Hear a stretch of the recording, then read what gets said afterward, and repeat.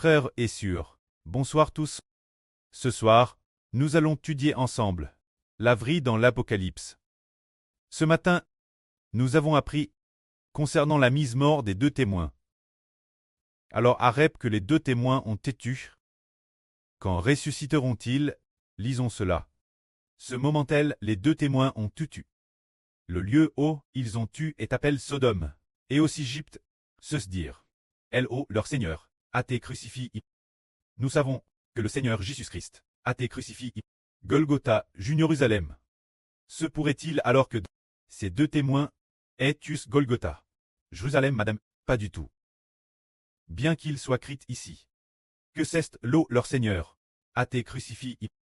Cela signifie que la mort de ces deux témoins est semblable à celle du Seigneur Jésus-Christ crucifié. C'est la même chose, tous deux pour le lieu de l'expiation. Mais où se trouve le lieu de l'expiation? Là-haut se trouve le propitiatoire de Dieu.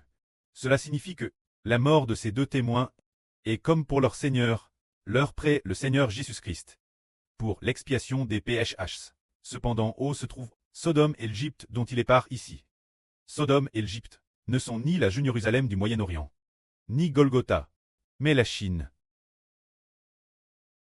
La Chine est Sodome.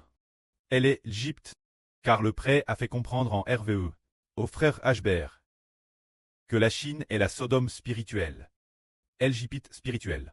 L'avenir. Le prêtre utilisera le feu, pour attaquer la Chine, pour brûler les rebelles en Chine, et il tuera aussi, en Chine, ceux qui sont rebelles.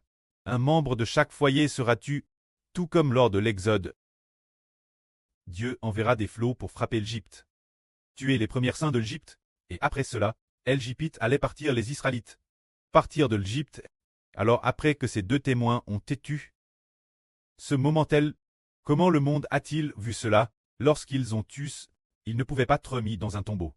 Lisons cela. Des hommes de divers peuples, tribus, langues et nations regarderont leurs cadavres pendant 3 jours et demi, et ils ne permettront pas que leurs cadavres soient mis dans un tombeau. Les habitants de la terre se réjouiront et seront dans l'allégresse cause de leur mort. Et ils s'enverront des pressants les uns aux autres. Parce que ces deux prophètes avaient tourment les habitants de la terre. Mais après 3 jours et demi, un esprit de vie de la part de Dieu entra en eux. Et ils se tinrent sur leurs pieds. Et une grande crainte s'empara de ceux qui les voyaient. Les deux prophètes entendirent une voix venant du ciel qui leur disait « Montez ici ». Et ils montrent au ciel, dans la nue, sous les yeux de leurs ennemis. Ce moment précis, il y eut un grand tremblement de terre. Et le dixième de la ville s'écroula. 7000 personnes prirent dans ce tremblement de terre.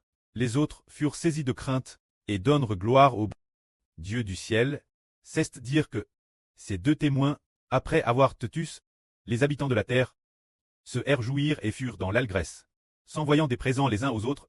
Pourquoi le fait que ces deux hommes soient tués réjouira-t-il le monde entier?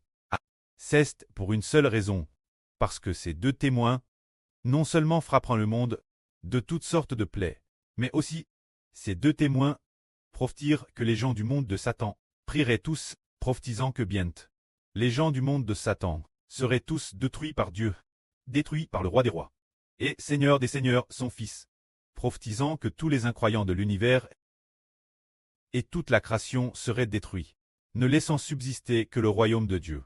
Parce que ces deux prophètes avaient tourment toute l'humanité par leur prophétie. Ainsi, toute l'humanité détestait profondément ces deux prophètes. Alors quand ces deux prophètes furent tués, ils se réjouirent.